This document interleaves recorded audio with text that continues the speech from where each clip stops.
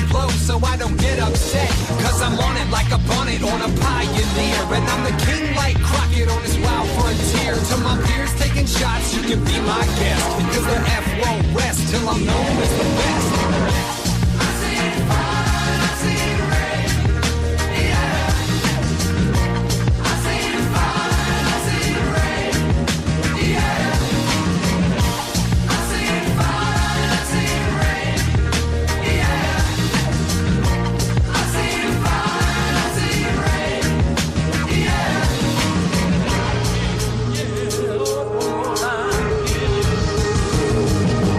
No more changing horses in the middle of the stream, chasing dreams full steam, earn esteem with the team. We bringing meat to the table, putting marrow in your bones, to your head, shoulders, knees and toes, eyes, ears, mouth and nose. We tickle in your senses you ain't even know you had, so get your hands in the air like you was hailing the cab. And if you're down in the dumps and it ain't going swell, here's a little anecdote that'll do you well. It takes more fire and rain to nourish a forest, to make it flourish, make it grow and get that timber, that tower, deriving power from the sun and putting roots to soil, till that seed that you sow becomes a mighty sequoia. So it's a given, I'm not gonna give in, I just keep on living. No, I never quit cause I'm driven, and when I'm done I'll pass the mic to my next of kin. Until we meet again, I'll be dropping demos from my coffin.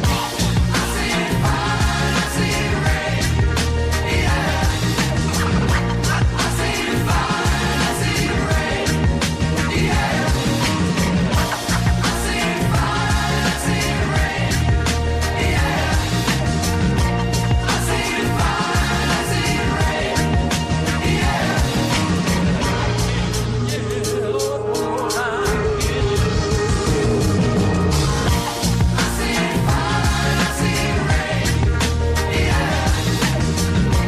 I see fire, I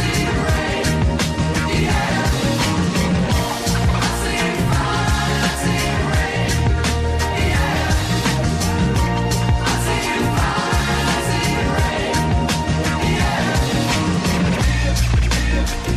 fire, I see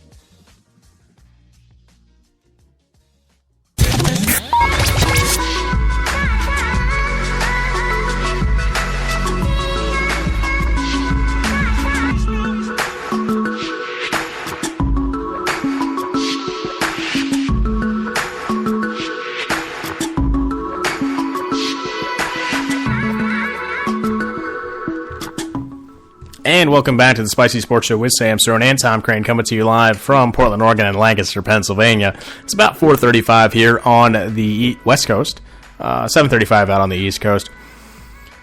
Ah, man, it's pretty exhausting out here. So it's already, again, I think the thing about winter is just that it's, I don't know, I think it's just so exhausting. Just, again, it's 4 o'clock, and it seems like it's 8.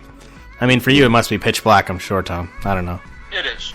Yes, I don't like it at all. But you like your steak. That I do. Which I can tell you're eating it. Oh, it's great. This is why we love doing the podcast. It's awesome. So other news, of course. Last time we brought up this conversation, I said I was going on a date, which I was really excited about. So she pushed it back, unfortunately, until this past Friday, and long story short, I have a second date, which is actually this Friday.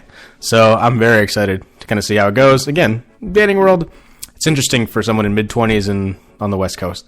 It's very hard to find somebody as cool as her. I mean, again, date one, I don't know too much, but hey, so far so good. I got no complaints.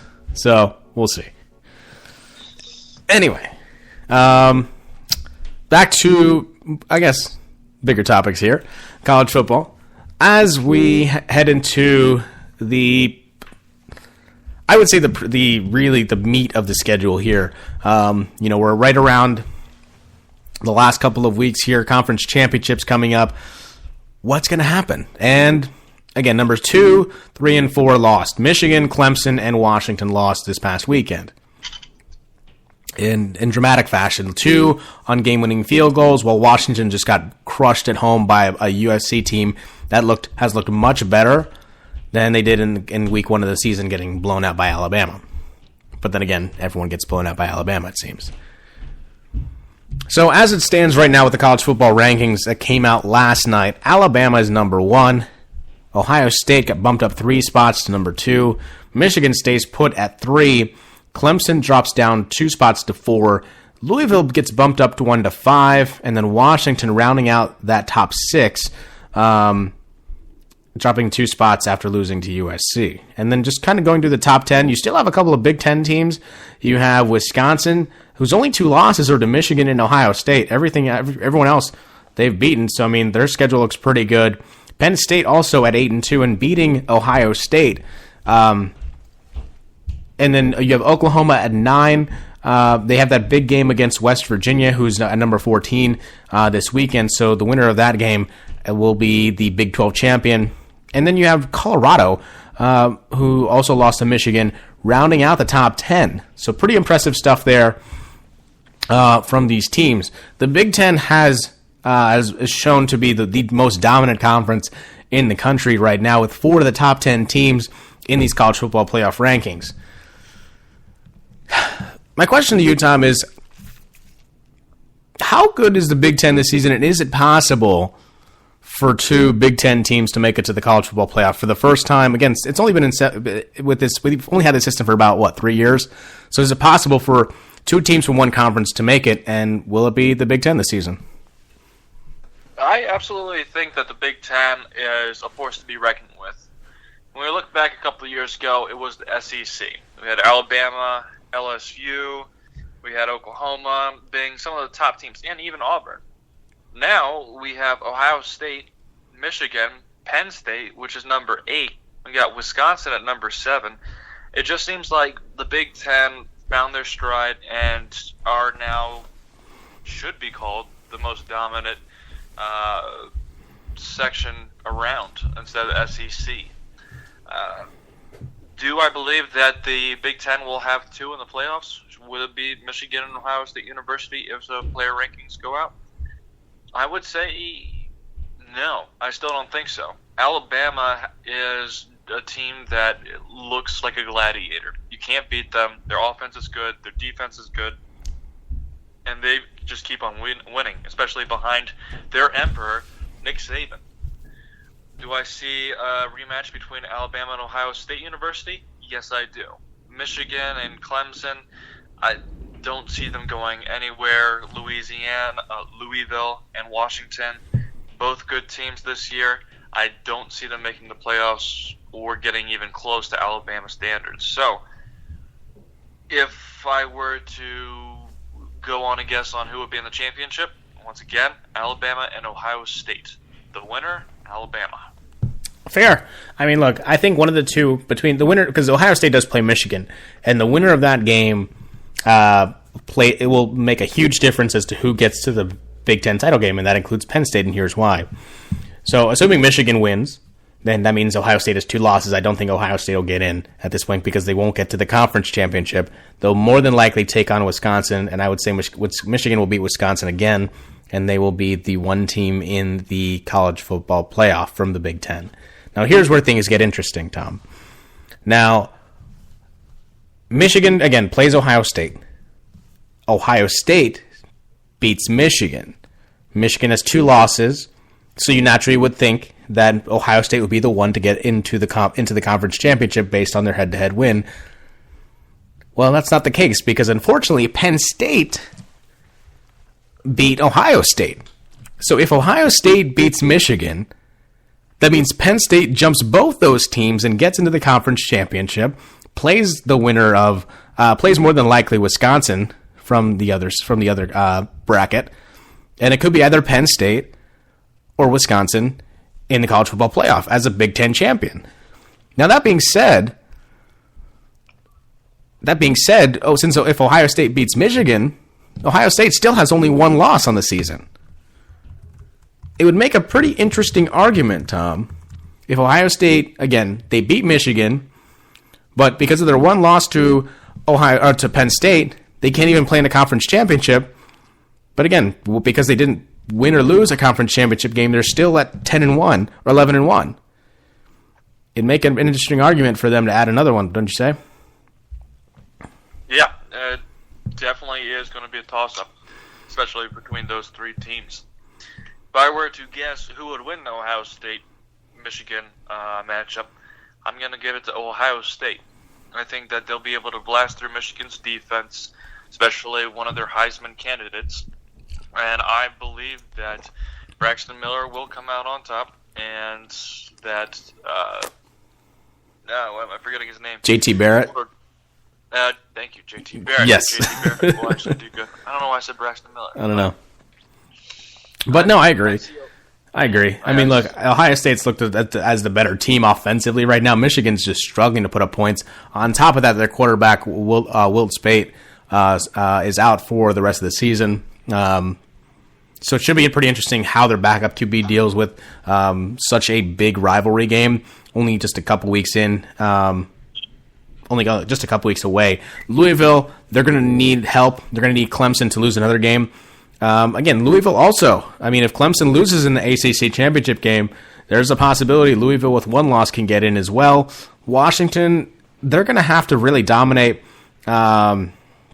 Washington State in the Apple Cup and have any shot, if they have any shot of getting there. And right now, Washington State's at 22, so they're going to have to make some strides to make it to the college football playoff. Their out-of-conference schedule is one of the worst in college football, which hurts you down the stretch of games. Because, again, apparently in college football, there is a such thing as good losses and bad losses.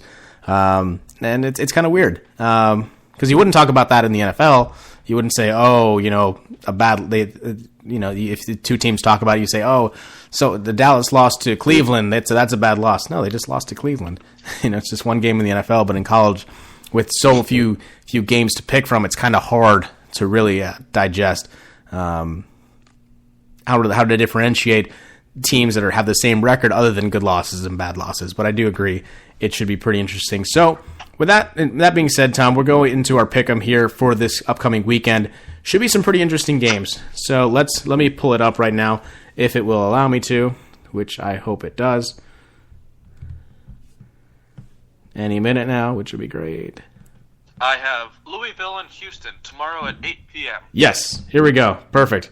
Does Louisville win this game, or does Houston pull off the upset? I don't think Houston's going to pull off the upset. Louisville is going to be strong tomorrow. Louisville for the win. Boise State's 9-1 right now, and they are the best group of six, so not Power 5 teams to make it to the college New Year's Six bowl games. Does Boise State win, or does UNLV pull off the upset? Boise State's been a good team for a while now. UNLV will not pull up the upset, so I'm going Boise State. Oklahoma State's TCU, two teams that are pretty good in at least a lot of offense in the Big 12. TCU is a 4.5-point favorite at home. Who you got? I'm going TCU.